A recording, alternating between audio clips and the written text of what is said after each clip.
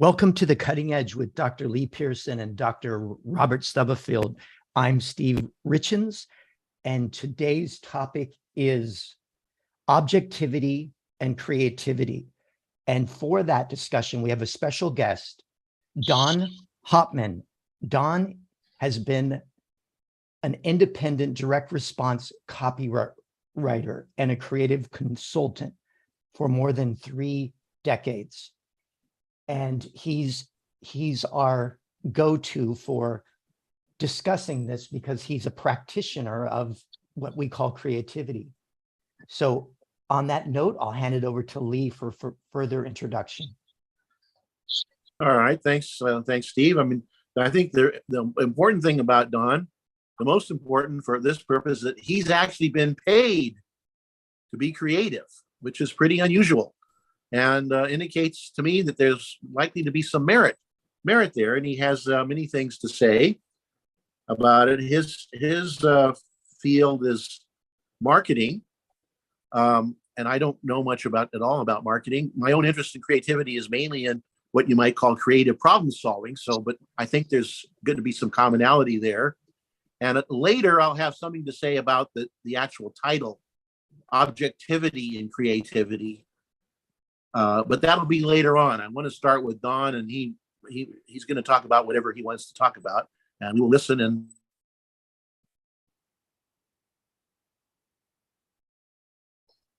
you froze, Lee. Yeah, Lee's a frozen abstraction momentarily. There he is. You're okay, back. I'm back. My internet connection may be a little bad today. I don't know why, other than it in general it's not too good. But anyway, I see Don's what I see there is a black screen for Don. What do you guys see? No, I can see him. Okay, so let's turn it. Let me turn it over to Don. Talk about creativity for a little while, as long as you like, or short as you like, and then we'll start a discussion. So go ahead, sir. Thank you. Well, I should clarify that I'm retired as a copywriter. I did spend 30 years doing advertising, mostly for publishers to help them sell subscriptions to their newsletters, magazines, books, spoken word audio products, things like that. And I also developed early on a special interest in creativity. I have a huge library on the subject, and I pulled off some books, but I became fascinated by all the theories of how to do it, which I think we can talk about later on. I should make a distinction, following up on Lee's point about getting paid, that I think there is a distinction between what probably most people think about creativity and all of the rarefied fields, writing novels, composing music, painting, sculpture. In those fields, the creativity is in effect its own reward, its own justification. If somebody writes a great novel like Atlas Shrugged or Les Miserables, it stands by itself. I mean, it has its own value, its own aesthetic value. But in business, in advertising, the whole point is to make money, to sell, to achieve profits. So in Madison Avenue, unfortunately, there is a lot of, I think, bad, misleading creativity. There are, I can give some examples later of, some of these campaigns that they do that everyone loves, but they don't sell. And I remember decades ago, one big Madison Avenue agency did a campaign with the slogan, "It's not creative unless it sells." Now, maybe it was creative, but it still didn't sell. But the point is, there's just no point to creativity, no matter how clever or brilliant in advertising, unless it motivates the reader, viewer, to write a check, charge his credit card. So fortunately, I thought I wanted to be in one of those madmen as a kid in high school and college. But I wound up in direct marketing.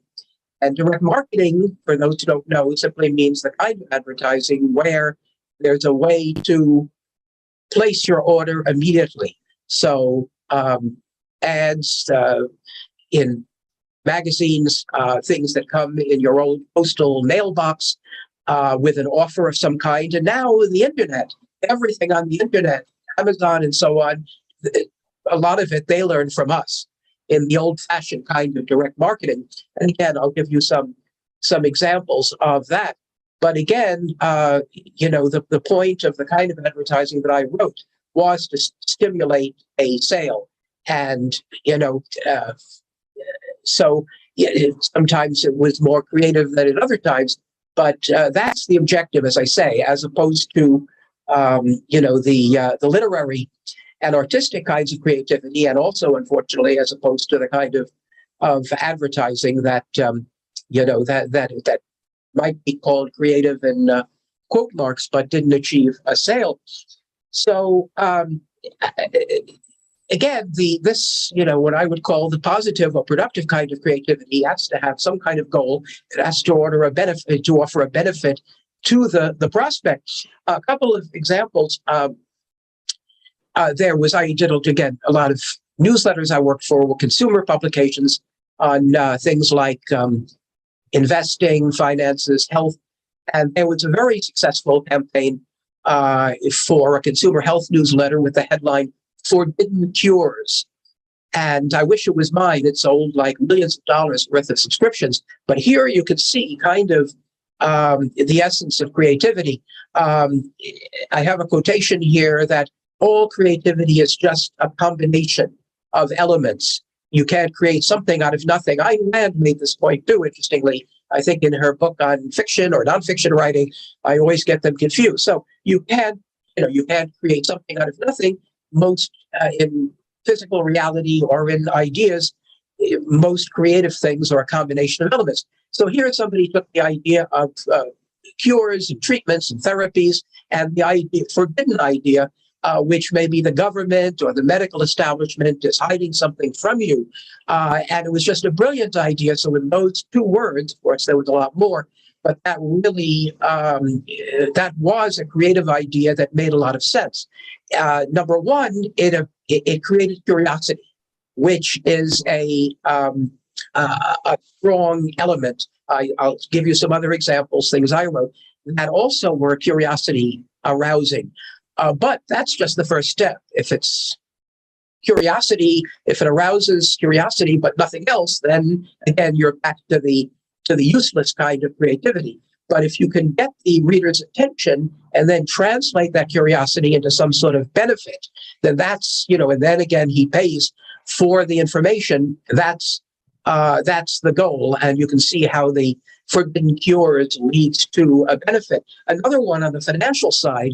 I can recall a couple of companies using this, including, I think, U.S. News and World Report, Get Rich Slowly. So here we have a twist. Everybody has heard Get Rich Quick, and it's usually associated with cons and scams.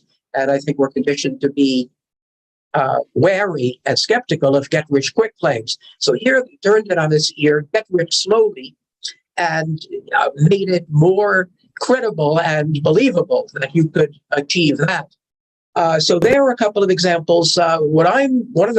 Maybe the headline I'm most famous for is for a bunch of foreign language lessons long before there was Duolingo and all these others. There was a set of recorded on cassettes to show you how back it goes, how far back in the 70s, 80s, foreign language lessons, and the headline was "Speak Spanish Like a Diplomat." Well, why diplomat? My client had discovered that the State Department, the Foreign Service had commissioned these language lessons, and at the time, at least, there was this policy that the federal government can't copyright something that may have changed because the taxpayers paid for it, so it belongs to them. So he was able to get a hold of these tapes, remaster them, get the manuals from the government printing office, and then resell them. So it was hugely successful. I once heard that it sold about $20 million worth of these tapes. At the time, and so early in my career, I once checked, I was paid all of $75 for writing the ad. But Speak Spanish Like a Diplomat. You've got that element of curiosity, and again, that combination of two seemingly disparate elements. There are some other classic ads. The and this goes really far back to the maybe 1930s or 40s. This was the ad for music lessons. They laughed when I sat down at the piano, but when I started to play, and this it was a fictional story, but the writer, Don Hauptman, whom I knew, was one of the legends in my field. He wove this this fascinating story about this guy at a party, and everyone thinks he can't play the piano, and which is the ridicule. They laughed, and then he amazes everybody with his skill, and then tells them he learned via a correspondence course of all things. So I was going through my files. Other examples may occur to me, but I think I've given a pretty good picture of creativity in advertising, at least the kind of advertising that I wrote, which is different from much of what you see on television, billboards, and so forth. But again, whenever you see now with the internet, it's become so popular with all the banner ads and pop-ups and the email you get. Whenever you see a pitch for anything and you can click and order it immediately, that's direct marketing. We sometimes call it direct response advertising. Again, we are accountable in this field. I always thought, suppose you're driving down a highway and you see drink Coca-Cola. Well, how many bottles of Coca-Cola did that billboard sell? And what did it cost? Of course, no one will ever know. I mean, there's just no way to track or trace that kind of sale. But in direct marketing, we know down to the penny what has sold and what was spent and then what was returned. What was the return on investment? And when I wrote, usually there was some other copywriter also writing an ad or a direct mail package that came, in your postal mail, and the two were competing against each other. And my job was to beat the other guy or girl, and vice versa. So, we could always trace and track which orders came from which ad, which direct mail piece, and so forth. And there's that accountability which is lacking in most forms of advertising. So let me turn back to Lee and everybody else to see if what I said makes any sense. And I think we do want to get at some point to how do you do it? And I know Lee has some strong opinions about that. Okay, Steve, anything you want to jump in here at this point? No, nothing. I mean, Bob, you want to at this juncture? One slight nitpick comment, and that is that we all get paid for our creativity to some extent. That is, if you are absolutely merely copying, you don't get paid for it.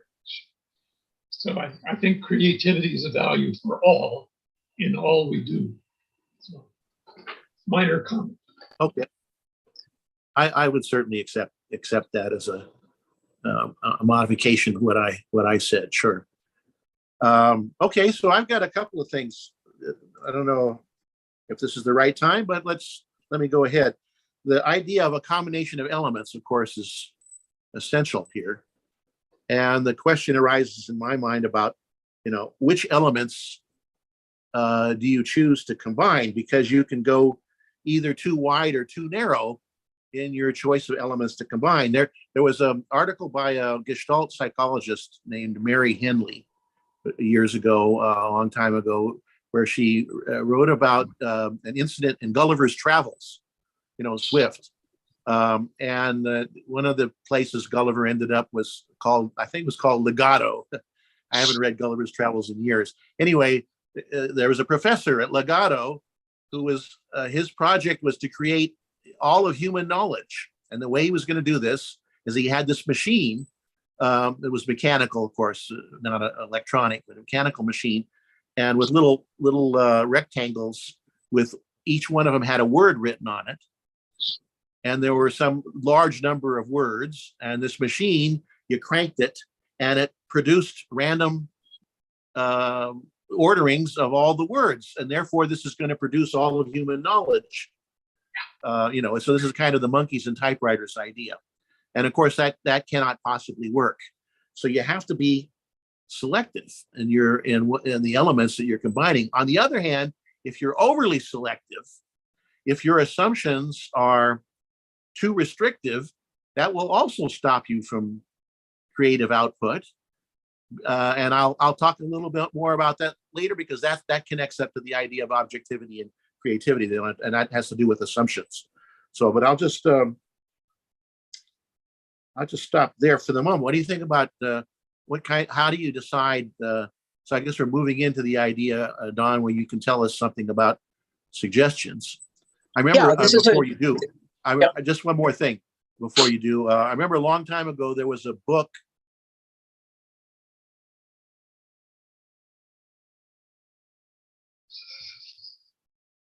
Bad time to freeze, Lee. Oh, he froze. Okay, I guess I got knocked out there. So the forces that be don't want me to talk about that book. So let me go ahead. Go ahead, Don. Let's go ahead. All right. So this is a nice segue into the techniques. How do you do it? How do you achieve creativity? And there's that great word. I wonder if everybody knows it. The word heuristic. Heuristic means aiding or guiding in discovery, and it's also a noun. So heuristics are the things that help us discover things. And I should have mentioned earlier the whole idea of what we do, the copywriter. We're looking for a concept. Concept is as Robin Williams used to say, what a concept. So we're all looking for the great idea, like the forbidden cures and some of the others I mentioned. So I developed some techniques. Everyone is different. I think that point has to be made. What works for you might not work for me. But as I say, I have this huge library. I'm going to show, perhaps we can get into, some of the writers in this field, but there are various techniques that, that I've used, other people have used. And one of them, I think, Lee hit on, and that is to, I think first, I wrote an article on the subject that I talked about direct techniques and indirect techniques, and maybe I'll get back to that distinction. So, this may be a good time to do the direct techniques, as I call them, were things like, doing the research. So if I were writing something on for a newsletter about, pitch to real estate executives or chemists or consumers or whatever, I would first do a lot of reading, the client's materials, whatever is relevant. And then I would see what comes out of that. But then the indirect techniques where you're sort of blue skying, and what I would do is take a blank sheet of paper and I would just start writing all the words on it that seemed to be associated with the topic. I remember when I helped launch a newsletter on tax cutting, which is dear to everyone's hearts. And I began writing all sorts of words having to do with taxes and cutting of taxes. And that led me to come up with the name of the newsletter, which was Tax Angles, which almost everyone agreed was a great name because it sort of suggested that not every tactic would be officially endorsed by the IRS or H&R Block. So I still remember, and I still have the sheet, which I just filled, and my technique was always to keep it all on one piece of paper so I could see all of the, the interconnections and draw lines and diagrams. There's a whole school of this called mind mapping. It's a writer named Tony Buzan. He's one I hadn't read, but I think there are maybe a dozen books on this mind mapping technique. And it's really just a scribbling or doodling technique where you put everything in front of you and then see those connections that Lee was talking about. So that's one technique, and a lot of good ideas came out of this. I should point out, as an aside here, most of my career was before computers and word processing. And I will just throw this out as a kind of theory. Others have made it. It's so easy now for people, kids in their 20s and so forth, to sit at the computer or the mobile device. And in my view, that probably inhibits creativity, because you can't do that kind of spontaneous doodling and see connections and so on. Also, there's something, if you're in a Word document, there's something about it that looks so finished. You know, you can make corrections, you can, and so on, and it takes on. I know when people send me things to review, which I still do, it's so beautiful with all the fonts and things. It looks like it's the final draft. So I think there are a lot of things about the use of computers and iPads and so forth that are inhibiting of creativity. So we should go back and teach kids in high school and college how to use a pen and pencil. So that's one point. The other thing, which I think bears on that issue of, is it final or does it look final? And that is, this point has been made by many people. I think Ayn Rand did it, that you should separate the creative stage from the editing stage. So when you're writing something, make the mistakes. You know, don't try to correct everything. Just get the ideas out there. I know this is difficult for me when I'm writing a message or a document of some sort. It's so easy to click on the word that's, you know, it's flagged as a misspelling and to correct it then and there. I find it's almost irresistible. But the idea of, you know, you're writing the ad or the novel or whatever, and you want to get all the ideas out there in raw form. Because if you start trying to polish them, you might prematurely squelch, you know, a really great idea. So first you get everything out there, even if it looks silly or ridiculous, and then you do the editing and the polishing later on. Now, this leads into something that I know Lee has strong opinions on, and that is brainstorming. Brainstorming as I guess we use it in a colloquial sense, but it was a formal technique of creativity that was invented by an advertising guy named Alex Osborne. I have here, let's see, do I have I think I somehow forgot to take them off my shelf, but Osborne wrote several books on this subject. And the idea of brainstorming was you would get a bunch of people into the room and they're tackling whatever the project is, a new product, advertising campaign, and you'd have a whiteboard, or back then there were probably only blackboards and chalk, and people would toss out ideas and somebody would be assigned to write them on the blackboard. And again, the big rule of brainstorming was no judgment. You don't judge the ideas. Anyone who said that's a good idea or a bad idea would be summarily executed or whatever. So you get all the ideas out there, and the moderator, at some point, you would say, well, we're finished with the ideation stage. Now we can do the judgments. This became quite controversial. Some companies claimed that they had real success with it. I've got some examples in an article I wrote years ago. But others say, well, there's no proof of this, and it was a huge waste of time or money. But I think whatever you think of brainstorming with a capital B and Mr. Osborne, the idea again of separating the ideation stage from the judgmental stage is a good one. It's certainly, it's worked for me, and I can see for others. And there are cases certainly where, oh gosh, there are a whole slew of examples of great ideas that sounded foolish to begin with. Think about a glue that doesn't stick. Well, that's how Post-it notes were invented. And people thought, at least some people at the company thought it was ridiculous. So again, it's that Fulton's folly kind of thing where some idea, invention, product seemed to be useless and ridiculous and was mocked and ridiculed, but now we know it's something we use all the time, like Post-it notes.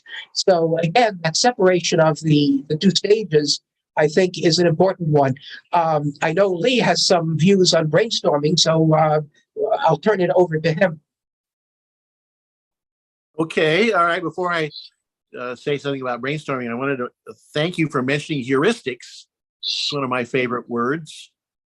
It's got the same Greek root as the word eureka, having to do with discovery, things that will facilitate discovery. And one of my favorite books, I don't know if you have this one, Don, or not, is called How to Solve It by George Polya, who was a Stanford mathematician. And he listed a whole bunch of heuristics for solving problems of all types. A lot of his were, of course, mathematical problems, but it wasn't restricted to that. It's a very interesting book. I had one major criticism of it. He wrote the book as, instead of writing a book, he wrote a dictionary. He actually just alphabetized his topics. Instead of organizing them conceptually, he alphabetized his topics. And it's a little bit annoying, but it's a good book. And the idea of heuristics is a very good idea. And it's exactly the kind of thing that characterizes human thought as against, it's not thinking, what computers do, which is algorithmic, deterministic procedures. Humans, because they have free will, can apply heuristics, which are procedures that may or may not work, something that may not guaranteed to work. Whereas an algorithm, like, we all know algorithms for multiplying numbers together. We know that if you perform the algorithm correctly, you will get an answer. And heuristics are rules of thumb that may or may not work in particular cases, like working backwards from the goal is one heuristic. So I'm glad you mentioned heuristics. And I recommend that book, How to Solve It by Polya, for those interested in that topic. Now, as to brainstorming, my understanding, and I haven't looked at this in a while, brainstorming is kind of an old technique at this point, but it had these two primary elements of the not making judgments and you work in groups. And both of those things were subject to experimental research by psychologists. Now, I don't usually tout experimental research by psychologists that much, but I think this research was pretty good. And it found that, number one, withholding judgment actually did not facilitate creative responses, and particularly working in groups didn't. And their conclusion was, I think there was more than one study here, but it was reported by a psychologist named Robert Weisberg in a book called Creativity that has a subtitle. But anyway, Robert Weisberg, Weisberg, for anybody interested. This is some years ago. This is not recent. They found that individuals do better than groups. So if you want to be creative, their advice was, don't suspend judgment and work individually, not in groups. So that was, these things are controversial. No particular number of studies will prove it one way or the other. I definitely agree with the work individually point, because another thing that psychology has found is that humans are subject to groupthink, and their creativity gets squelched, can be squelched in groups. I'm not so sure about the judgment thing, because the point about with writing seems valid. The point that Ayn Rand made about it with writing seems valid to me.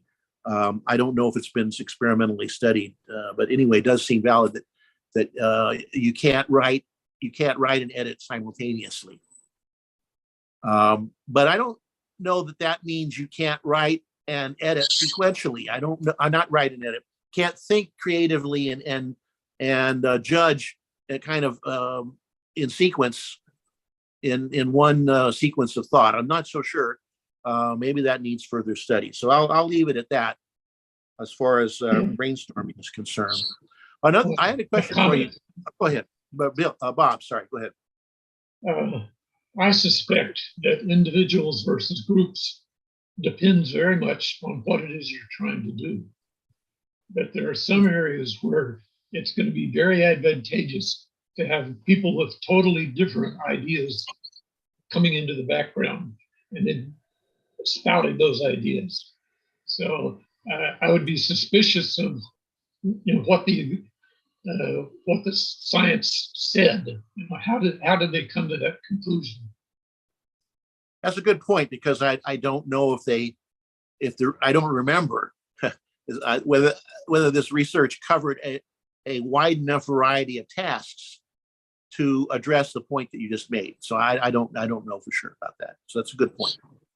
I wanted to move on to another perhaps controversial technique, which pops up all the time in the literature on creativity, and that is some people would call it incubation. So this is the point about you're working on some creative problem and you're stumped, and the advice is always take a break, go outside, go to a museum, take a walk.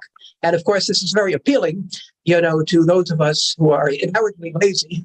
And you think, well, why, do that? There's no,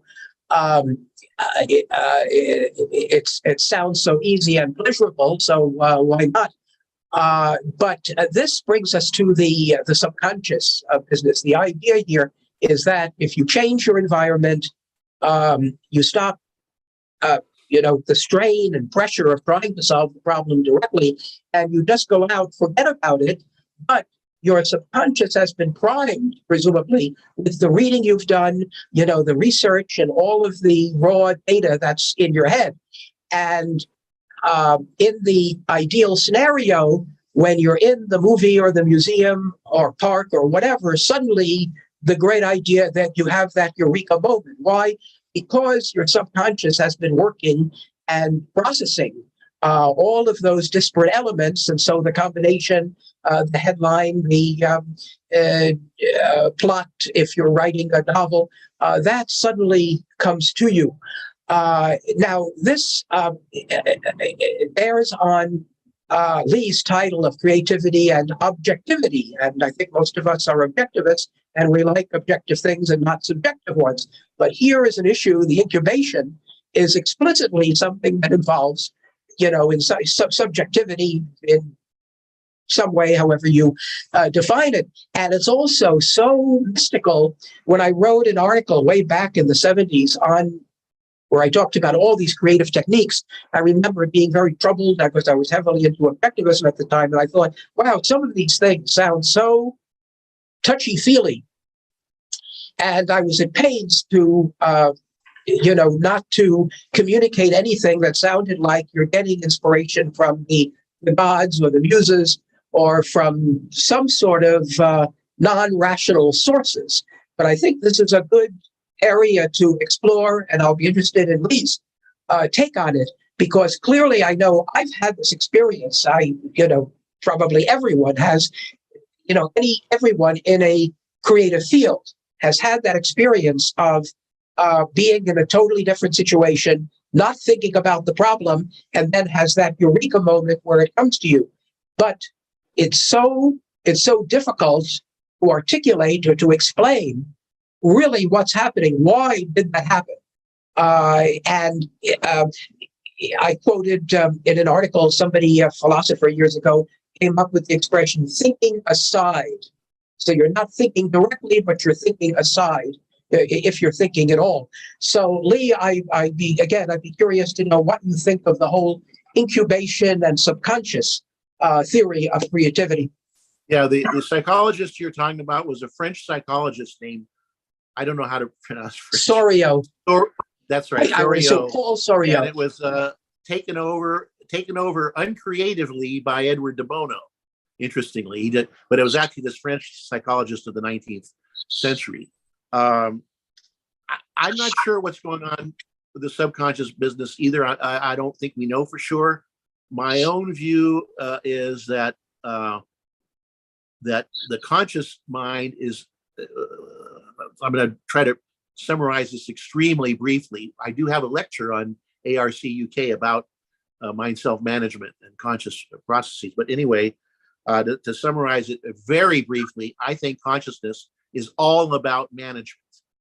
The conscious level doesn't perform any of the processing whatsoever. It manages. The machinery is the subconscious. Insofar as if there's anything like a CPU, which is probably a bad metaphor, anywhere, it's in the brain, if there's anything like that. And consciousness is all about managing it. However, I don't think whatever it is that the subconscious does, it I don't think it can get very far at all without management. It will just go off track very quickly. So I don't believe in some long process of incubative where it's many steps that arrives at some brilliant conclusion. What I think might happen is one step or two steps. You're almost there, and you step off the bus, and you realize the last thing falls into place subconsciously. That happened to Poincaré in some kind of math thing he was solving. Anyway, I suspect that, but I don't know this for sure. We don't have any proof. Harry Binswanger thinks the subconscious is nothing but a storehouse and does nothing whatsoever. And that's I'm not sure that's wrong, because I don't know if there's anything like a CPU anywhere in the mind. So I don't know. But anyway, I do think that I'm in agreement with you up to a point, but I don't think this, what we call subconscious, can go a long ways, can go very many steps, because it will just fall off track, because it needs conscious management to keep it on. And I'm not sure that that's an issue of subjectivity and objectivity. Subconscious processes are objective if they're judged to be. If you can judge them to be objective. Consciously, you can judge what the subconscious gives you. So there's no problem of, I don't think there's an inherent problem of mysticism there. And I guess let me go ahead, unless somebody want to jump in before I go on. You can go ahead if you want. Well, I'm going to go ahead and say something about where objectivity comes in, or where I think it does. Because when you're trying to be objective, that entails striving to overcome any biases, overriding any biases that you may have obtained from faulty assumptions, faulty implicit assumptions. And I do think that modern psychology is, and even things like critical race theory have a point this far. People are subject to biases, and some of them are implicit, not obviously conscious. And if you want to be objective, you want to override or overrule or do something about those things. And what I call the process, what I call creatical thinking, is a process for doing this. It's by creatical thinking, I mean the underlying thought processes that are common to both creative and critical thinking. That is to say, the processes of challenging the questionable assumptions, the biases, the questionable assumptions that make bad critical thinking and break good creative thinking. Now, today I'm just going to talk about the creative thinking ones, and very briefly. Another time we'll come back and deal with critical thinking. But I do think there's an underlying similarity or sameness of thought process in those things. Hence the term I use, made up word creatical for those thought processes. And I think that the assumptions people make that cause trouble, there's a kind of generic questionable assumption. It may not cover every single case, but it covers a lot of them. And that is that whatever it is I'm thinking about, the assumption is that nothing other than what I have already considered matters here. Nothing else matters. That's the assumption, which is often wrong and that causes trouble in its various forms. That is to say, the variation of causal variables that I haven't looked at doesn't matter to the conclusion that I'm arriving at. Here I'm talking about, of course, a conclusion of a thought process, maybe a problem-solving process. And with that in mind as a bad, faulty assumption that's very common, therefore, a kind of thought experiment is very valuable. I call it mental variation. And this thought experiment, a form of imagination actually, is to ask yourself, first, what else can vary in the situation? What other things can you vary or can vary in the situation? And then secondly, what if it varies, or what if you vary it? What difference would that make to the conclusion that you're interested in? Would it make any difference? And if it doesn't make any difference, then your assumption, your conclusion is valid, and you don't have any trouble. But if it does make a difference, then there's something wrong with your conclusion. Now, this, of course, I just gave you is quite abstract. I better give some kind of example, and I'm going to make it a simple one. I don't think I've asked Steve this question before, but he can tell me if I have. I'll hit Steve with this. You have a wheel of Swiss cheese. Well, let's make it. Swiss cheese has holes in it. Let's just say a wheel of cheese of some kind. You know what? A cylinder of cheese. You know what I'm talking about, Steve? Okay. And the question, if you've seen these at the deli or something, a cylindrical shaped cheese. And let's make it, perfectly cylindrical for this purpose. And the question is, let's see, what is the question? What is the smallest number of cuts you need to make, straight cuts? The smallest number of straight cuts you need to make with your sharp knife to cut this Swiss cheese into eight equal pieces, 8 equal size pieces. Smallest number of straight cuts you need to make in order to cut your cheese into 8 equal size pieces. There you go, Steve. I'm not sure. I You know got you're the question? You got key the Swiss concepts cheese. here. This cheese, it's a cylindrical. Okay, originally it was a cake. There's a certain. I changed it to a cheese for a reason I'll tell you later. But let's say maybe it's easier with a cake. You got a birthday cake. You want to cut the birthday. In fact, in some ways, this is better.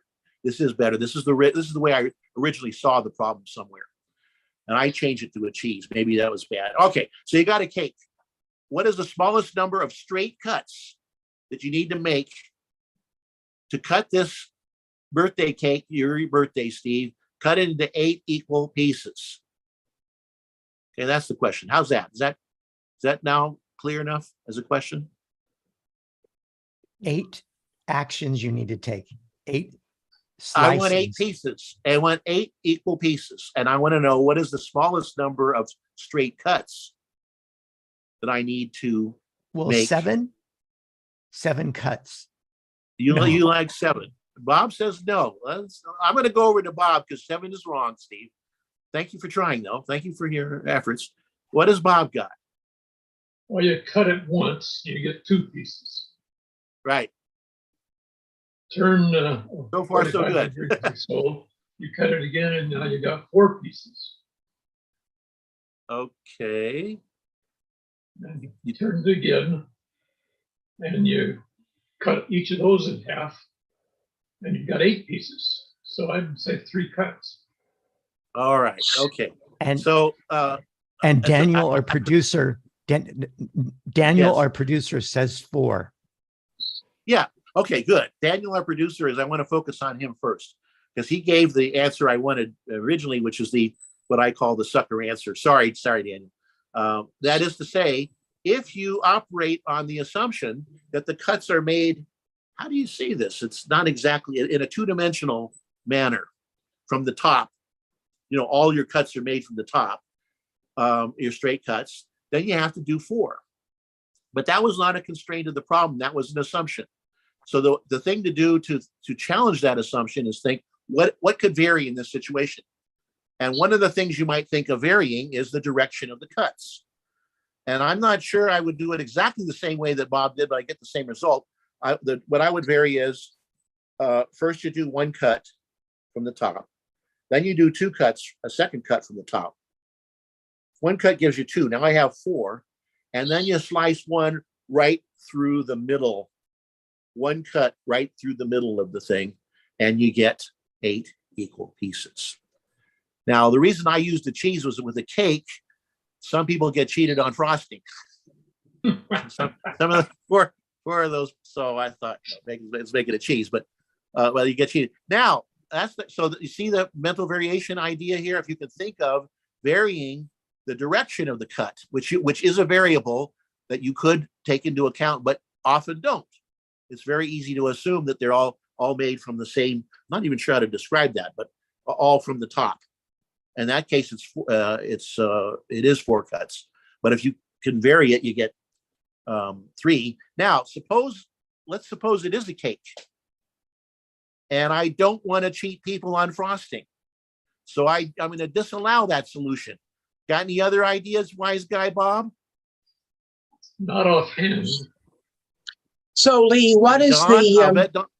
Now, I'm terrible at these puzzles, but I would All right, ask okay. you, What is your point? Is this an example? If somebody gets the let me I'll tell you what. right answer, is that an example of creativity? Let me finish the thing before I say the point, before I make the point again. So let me finish this example. If we had an actual cake and you wanted to cut it so that everybody got the same amount of frosting, another thing you could vary. What else can I vary? I can vary the position of the pieces after I cut it some number of times. So in this case, for example, if I cut it once from the top, twice from the top, take the 4 pieces and stack them on top of each other, and then another slice down the middle. You better have a sharp knife to do this with. But if you got a nice sharp knife right down the middle, you will get 8 pieces, and the frosting will be equally distributed. So the point of this is maybe a silly example, but it allows me to make the point, which is that people have trouble solving these kinds of things because they are restricted by their own assumptions of what is possible in the situation, and therefore they can't activate the knowledge necessary, activate the knowledge of the kinds of cuts that are possible that is necessary to solve it. And objectivity is very much about activating all the knowledge that you need, all the evidence that you can to arrive at a conclusion. It's very important to do so. So this imagination that I'm talking about, mental variation, what else could vary? And what if I vary it? What difference does it make? Is a technique of knowledge activation. And in fact, it's if you want to go a little further here, one may regard this technique as an inverse operation of measurement omission. In concept formation, this is measurement specification. You go within a range of measurements and you specify some particular specific actions and see if they make any difference. And if they don't make any difference, if it doesn't matter, if they don't matter, you can omit them. And you get the measurement omission will then allow you to cash in on the fact that they don't matter. So that's I guess that's the point. I'm stating this very succinctly, but that's the point, is that you can, it's not that this is exactly the essence of creativity, but it's basically a way of freeing up your mind so that removing some of the chains that prevent you from following heuristics that stop you from doing it. That's the idea. Break some of the chains that are holding you. Well, these puzzles like this, there are all kinds of books, and there are a whole bunch of these things. And it reminded me that they are solving them is used by some people as a kind of gauge of creativity or intelligence. And it reminds me that when Google first came about and they were hiring people, they would have them do this sort of thing. You're at the bottom of a mine shaft with only a picnic basket, and how would you use that? There are all of these. Yeah, I think I just made that one up. But what Google was saying, which I think was an interesting kind of thing, they weren't looking at college degrees and, were you Phi Beta Kappa and what was your dean's list thing and so on, a lot of which is almost certainly irrelevant to working in a high-tech job. But they would give these kinds of challenges to people who were applying for employment. And the idea was to see, how creative were they? Were they able to think aside or see unexpected solutions? Of course, once the questions got out, everybody probably knew them and had to come up with new ones. Yeah. One of the famous ones, according to urban legend, I don't know if it's true, that Microsoft used, but who knows whether it's true or not, I don't know, was the question, why are manhole covers round? Because they are. If you go out in the street, there are other shape of covers, but they're not manholes, or should we call them person holes now? I guess we should call them person holes. So anyway, the things that people go down into the covers are round. The ones that are triangular or square or other things don't go in those. Now, how do you even think about a question like that? Mental variation. think about what if what could vary here, and what if it varies, what difference would it make? What if I had a rectangular or a square manhole cover, and I'll give you a hint, it's a safety issue. What could possibly happen that you would not want to happen to you if you went down in there, Steve? What could happen Having to you? it fall through the hole on you. It would fall. It could fall through the hole because of the Pythagorean the long diagonal of a square or rectangle or most. I'm not sure if there might be some other shape. Anyway, circles would be okay. And circular, if you made it right, are okay. So that actually is a good example of the mental variation technique. Now, whether that was an actual problem used, I don't know, but I certainly read that it was Microsoft used it to test people. I guess you couldn't do it anymore. Yeah. So, do these sessions usually last about an hour? Are we toward the end? Yeah, we're getting pretty close, but go ahead. We still. I have an interesting. I think I have a. Please, go ahead. A way of concluding, which is recommended or perhaps non-recommended reading, of which we all have opinions. I have here, which I took off from my shelf. These are a couple of Mr. De Bono's book, Lateral Thinking and New Think. I have what's considered one of the best books in the field, Arthur Kessler's The Act of Creation, which is just enormous. I didn't attempt to read it all, but I did look at certain key points in it. The section on puns, which is a specialty of mine. This is how many people are able to pronounce this guy's name? He died not long ago. Csikszentmihalyi. Csikszentmihalyi. I once met him, and I told him I spent hours practicing the pronunciation. So he's most famous for Flow, the book Flow, which I read and enjoyed. And then he came out, that's everybody knows the flow state. And then he came out with this book called Simply Creativity, which is flow and the psychology and discovery of investment. And then finally, a book which I think some objectivists recommended way back in the 60s, How to Think Creatively by Elliot Hutchinson. A friend gave me this. I was planning to go to look up to see whether it costs hundreds of dollars now to get a copy. I haven't seen that book in years. I don't remember too well. But one thing I remember about it is that if that book were a YouTube video, we would call it clickbait, because it doesn't tell you how to think creatively. That's what it did not do. It was some discussion of the research or some ideas, but it didn't give you like some kind of methodology for being creative. That's what I remember in reading it. So if they had that cover, if that cover were the what do you call that picture there, Steve? That's on a YouTube. What's the name of that thing? A thumbnail. A thumbnail. Yeah, a thumbnail. If that were a thumbnail, it'd be clickbait.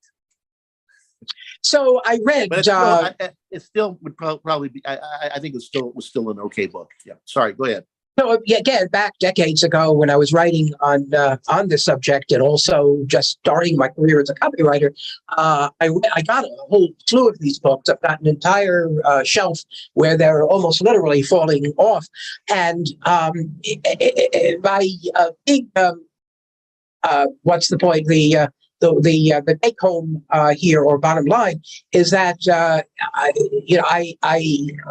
I didn't always agree with everything in books on creativity, but I learned something, I think, from almost all of them. And even if I disagreed, you sometimes, as was it John Locke who said, you can learn something from the disagreement. And it was a topic that fascinated me, and, in itself, as well as something that I thought could help my work. So now, at some point I stopped buying books on creativity, and they keep coming out with more and more of them. And again, you see these same lessons pop up all the time, the incubation and the withholding of judgment and so forth. And then who knows, I think, science with, where they stick your brain in a machine, to see what sort of neuron action is going on. So, they'll keep coming out with more and more theories. But as I said, it's an individualized kind of thing. I know, just speaking for myself, I never can do those puzzles, so I would have been rejected by Google as an employee. But you have to figure out what works for you. If you're in a creative field, I seem to know recently, half a dozen people I've known for years tell me they're writing novels all of a sudden, because I think the people I know are all at retirement age. So, imagine all the creativity that has to go into writing a novel, the creation of the characters, the dialogue, the action, the plot. That really calls for creative thinking. Again, I think if you're writing a novel or you're in some sort of field that calls for creative thinking, I would certainly say go to a bookstore or Amazon and get a couple of these books. If you could look at the reviews and all that, but I think they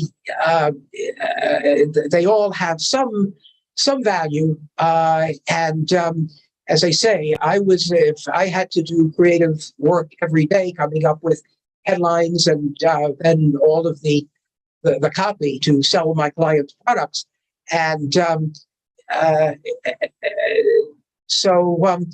as I say, I can speak for myself and what worked for me, as well as, some of the things I saw in these books. But it's all, I think, fascinating. And you have to try experimenting, seeing which of these tactics are most productive for you.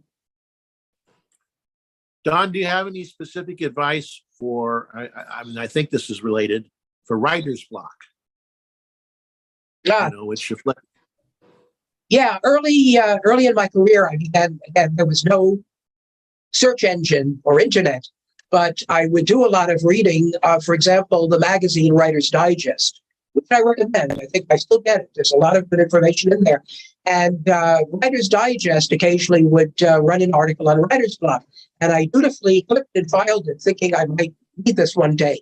But I don't think I ever encountered that. I mean, there were specific things where I had to come up with, the headline or what's on the envelope copy for the newsletter that was going to accountants or restaurant owners. I mean, I worked with all of those kinds of newsletters, and I might have been stumped on a specific assignment, a specific task. But I don't think I ever encountered the thing where that the Hemingway type people talk about, where you absolutely are frozen. You can't do anything. That was something I never experienced. I'm not doubting that it happens to some people. Maybe, if it becomes that serious, if it's that universal kind of thing, not just being stumped temporarily on a specific task, then maybe they need therapy or something, drugs. I don't know what the solution is. Do you have any insights on that? Any of you? Can I interrupt really quick before we forget? See. We got a super chat from Bonnie Bertrand for $1.99. Okay. She's our super fan. She has no question, but thank you, Bonnie. Oh, no question. Thanks, Bonnie. Maybe we'll see I have Bonnie a question. over at the Clubhouse. Yep. What Go are ahead. the similarities? What are the similarities of objectivity and creativity? Similarities? Yeah, like one is They're like both- Their mental processes. stepping back. I want to say. See, I wasn't thinking of it so much in terms of similarity as a causal role. But there's a causal role for objectivity in freeing your mind from biases, bad assumptions that sets the stage for creativity. And then from there, then there's more to it. There's the kind of things that Don's been talking about, your heuristics and things. So I wasn't thinking in terms of similarity, but rather the causal role of objectivity in being creative. Okay, I think I cut Don's question off. What was your question again, Don, for the panel? Oh, I guess I said that I have nothing to offer on writer's block. So I was tossing it back to the group to say, and Lee, especially since he raised, usually when Lee asks a question, he usually has the answer. That's the lawyer's trick now to do that. But I really wanted to know what your answer was. But all right, I have another. I'm going to avoid that and just ask one more quick question. Maybe it's too late, but I wanted to find out whether you had any thoughts about one of my favorite ideas to think about in terms of creativity, which is analogy, the role of analogies. Do you have anything on that to say that you can say briefly? We can go further when we go to Clubhouse. But yeah, I'm struggling to come up with something. I don't think that, in my own work, that ever came up. Where is, something like something else, and using that as the magical cure. I can see how that would apply to the the more aesthetic kinds of creativity, fiction writing, painting, and so on. As I say, I just don't have anything to contribute on that. Okay. Steve, we should go now, right? Is that right? Daniel? Yeah. So let me wrap up. Let me wrap up with you wrap up for us, Steve. Thanking Ayn Rand Center UK, and thanking our producer Daniel Kraus, and thanking Bonnie for the super chat. And then I'll let Lee in the show. I mean, if you're ready. Well, sure. I want to thank Don for coming. And Don, sorry, Don. Thank you for giving us a fresh perspective. And let's get some more out of him. Let's go to Clubhouse. Thank you. Enjoyed it. Thanks.